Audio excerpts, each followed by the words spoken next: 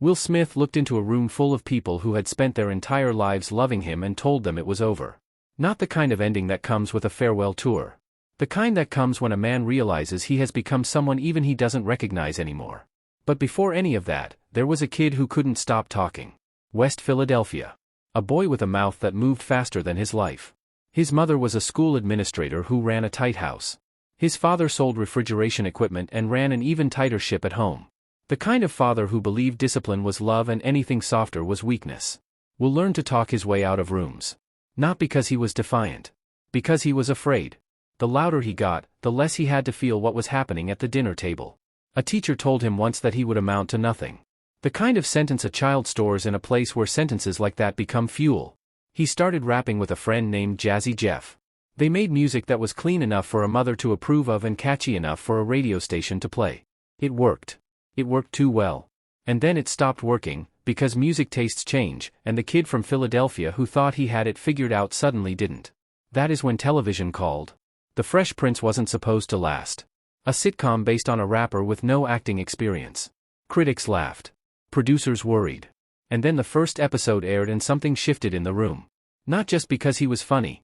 Because underneath the comedy, you could feel the boy who was trying to earn his way into a world that had always told him he was a disappointment. That show ran for 6 years and turned him into something that couldn't be measured. Not famous. Essential. The kind of person whose face was so woven into the culture that you couldn't separate him from the idea of joy itself. He was the safe one. The reliable one. The man who made you feel better about the world just by being in a frame. Then came the movies. Independence Day, the biggest movie of its time. Men in Black. Ollie. The Pursuit of Happiness. He built an empire on being the man nobody doubted. But doubt was building around him. Quietly. The way it does when someone is too perfect for too long. And then the stage. The Oscars.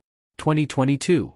He walked up to accept an award and came back down having broken something that couldn't be glued together with a press release. The room went silent. The internet went loud.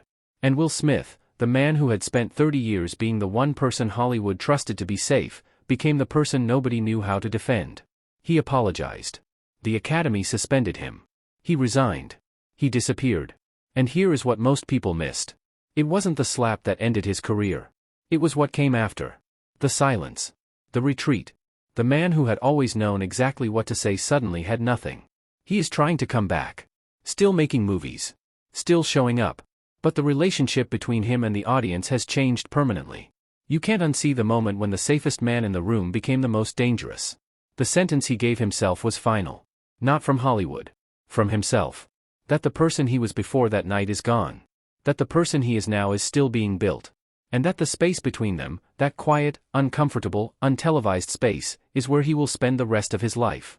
The world forgives mistakes. It doesn't always forgive the person who made them remember they were never as safe as they thought.